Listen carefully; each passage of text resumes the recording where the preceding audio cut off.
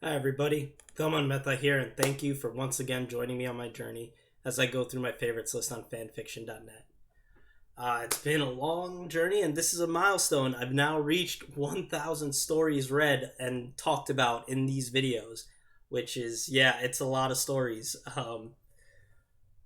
Geez, like it's taken me a long time, and I still got a little over 200 more to go, so I can easily see this still taking a little more of a year, but hey, progress has been made, a lot of progress. So let's dive into these stories, starting with Danny Phantom and the Second Chance by Martian-General-Bookworm. And this is a Danny Phantom crossover with Harry Potter, where Danny lives a long life, becomes an immortal, and then eventually talks to Clockwork and finds the Veil of Death and jumps through it and ends up reincarnating as Harry Potter as a kid. And this story is just another on the pile of semi-serious, straightforward stories that revolve around plot that don't actually get anywhere.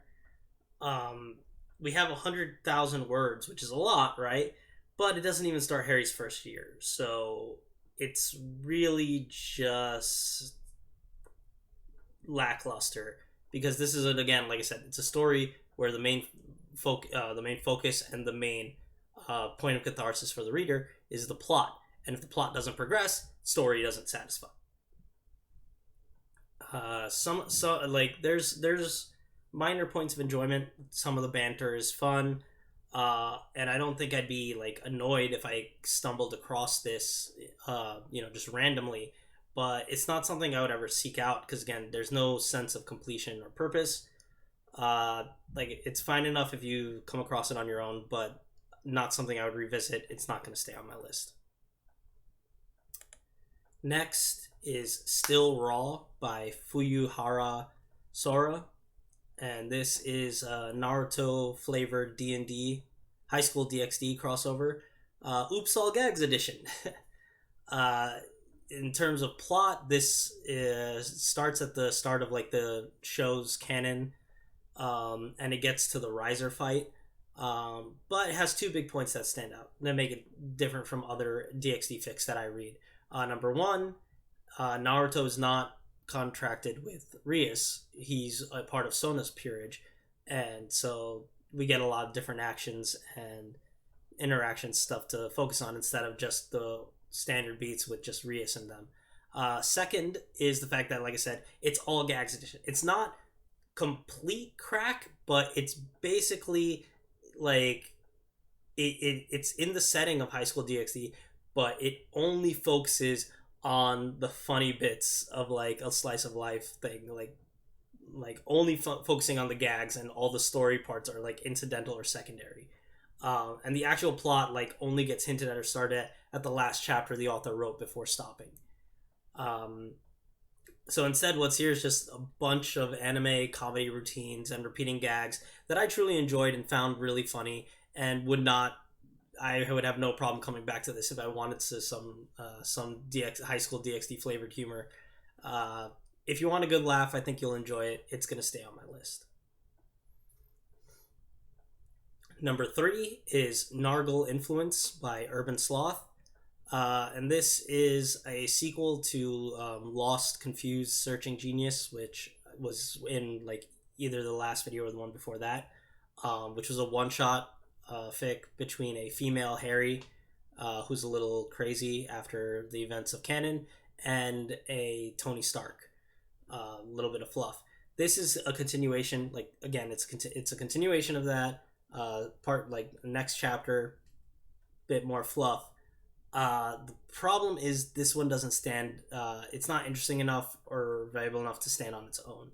Like I still contend that the author really should have just combined all of these into one story. Like once they decided they were going to start writing more, they should have just continued writing in the same story. They shouldn't have kept releasing them as one shots. Because like the first one is good enough. It's a starting point. It has plot and stuff. This is very much a middle chapter. It's fine, but by itself, it doesn't hold up. It's not strong enough to stand on its own.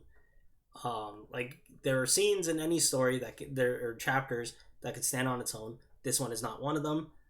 So while I do think it's still worth reading, and I do think if you read like the first one of this, you should just read all this series together.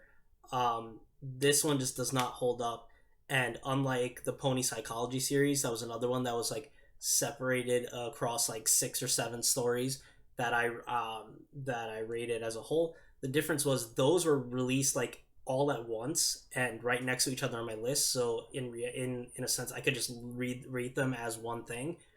These are not. These are spaced out by the fact that I already talked about 2 other stories in this video, and the first one was still further back in a previous video.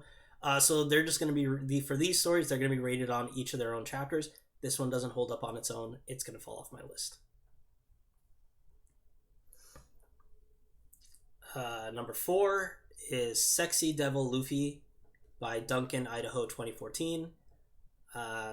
This is a One Piece fic where Luffy eats a different fruit. Instead of eating the gum fruit, he eats the fuck fruit and gains the power to control sexual energy while also being beautifully androgynous.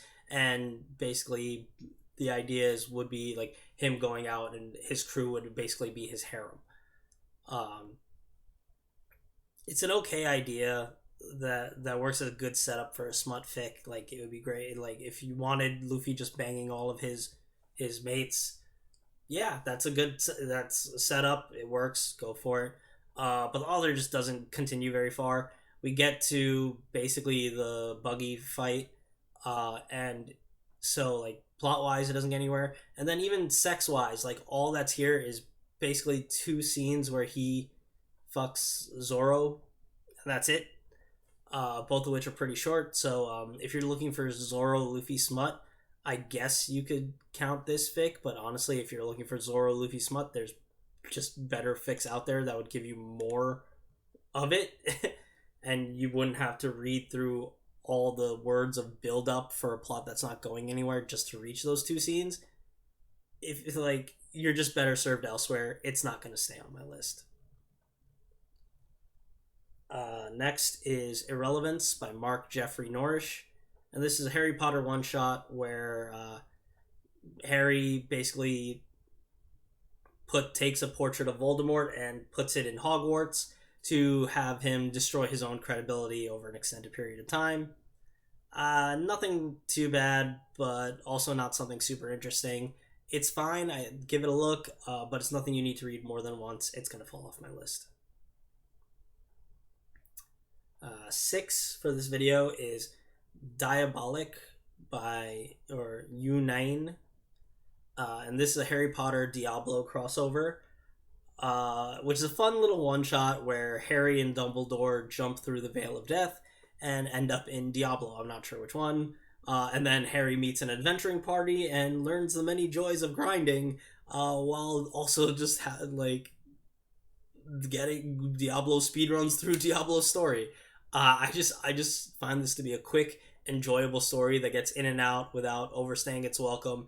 Really will bring a smile to your face. Still leaves a big impression. I had a lot of fun with it. It's going to stay on my list. Alright, and the last one for this video is, and the 1000th fic, is Zulu Squad no Tsukaima by No Country for Old Men 78. So this is a Familiar of Zero crossover with Spec Ops The Line.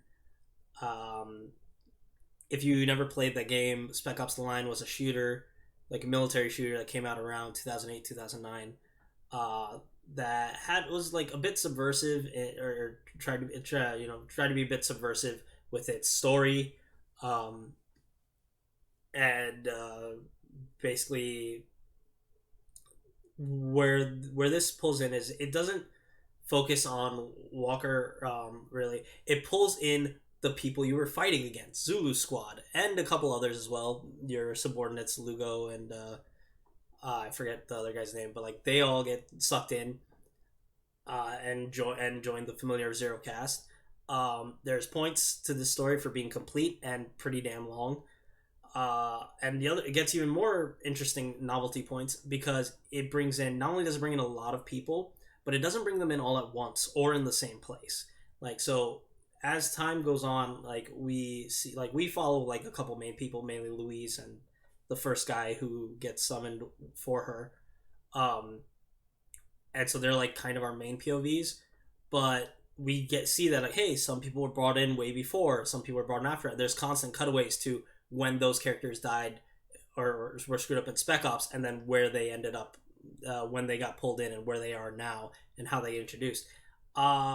It's interesting. They're not even all on the same side, so there's conflict between like familiar faces and stuff, which is intriguing.